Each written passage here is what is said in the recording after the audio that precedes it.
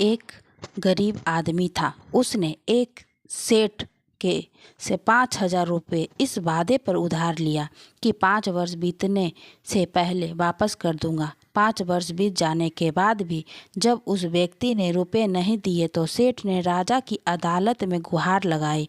राजा ने अपने कारिंदे को उस व्यक्ति के घर भेजा कि जाकर उसे बुला लाओ। कारिंदा आदमी के घर गया, लेकिन वहाँ वह व्यक्ति नहीं मिला।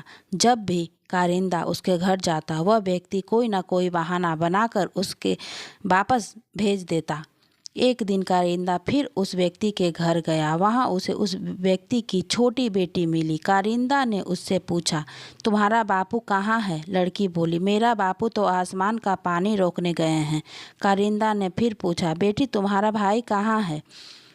लड़की बोली, जी वो बिना लड़ाई किए लड़ने गया है। कारिंदा ने आजीज आकर पूछा, बेटी तुम्हारी माँ कहाँ है?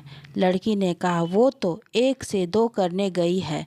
कारिंदा गुस्से से बोला, फिर तू यहाँ बैठी क्या कर रही है? लड़की हंसकर बोली, जी मैं तो बैठी संसार को देख रही हूँ। कारिंदे ने आकर सारी बात राजा को बता दी और कहा, लगता है उस लड़की का दिमाग खराब है।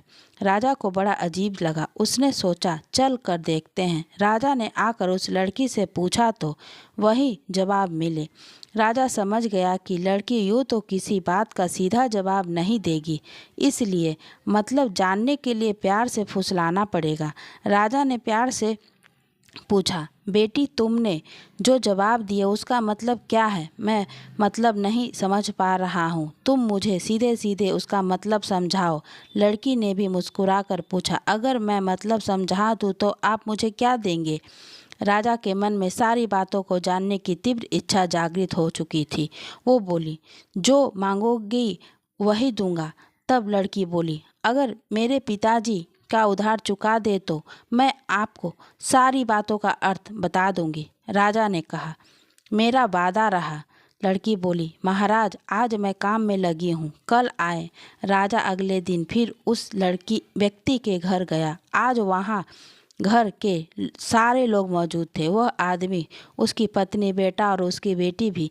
राजा को देखते ही लड़की ने पूछा, महाराज आपको अपना वचन याद है ना? राजा बोला, हाँ मुझे याद है। तुम अगर सारी बातों का अर्थ बता दो तो मैं तुम्हारे पिताजी का सारा कर्ज चुका दूंगा। लड़की बोली, मैंने कल कहा था कि पिताजी स्वर्ग का पानी रोकने गए हैं। इसका अर्थ था कि वर्षा हो रही थी और हमारे घर की छत से पानी टपक रहा था। पिताजी पानी रोकने के लिए छत की मरम्मत कर रहे थे। अब आप कहेंगे कि वर्षा आसमान से गिरती है और यह भी सब मानते हैं कि स्वर्ग आसमान में ही है। मेरी दूसरी बात की मेरा भाई बिना लड़ाई करने गया है। इसका अर्थ है कि वो खेत के कांटेदार झाड़ी की बाड़ लगाने गया है। अब बोझड़े काटेंगे तो कांटे लगेंगे, उसे खरोच लगेगी, जख्म हो जाएंगे। तो लड़ाई में ही तो जख्म होते हैं। मेरी तीसरी बात तो याद होगी। राजा बोला, हाँ तुमने कहा था कि तुम्हारी माँ 1 के 2 करने गई हुई है। लड़की बोली, जी वो चने धर कर दाल बनाने गई थी। तो दाल बनाना यानी दलना, यानी एक चने को 2 बनाना ही है। राजा ने कहा, चलो अब बताओ तुम घर बैठे संसार कैसे देख रही थी?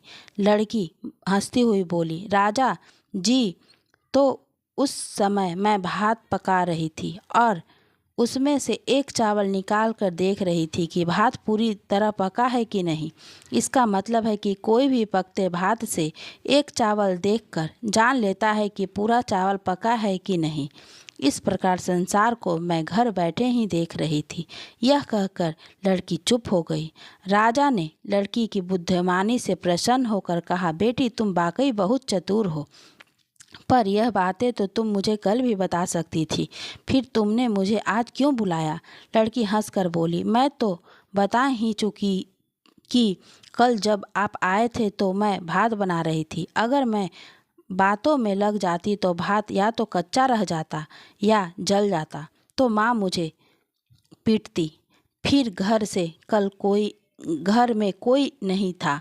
अगर मैं बताती कि आपने कर्ज माफ़ कर दिया है तो मेरी बात का कोई विश्वास नहीं करता। आज स्वयं आपके मुंह से सुनकर इन्हें इसका विश्वास हो जाएगा, वही खुशी भी होगी।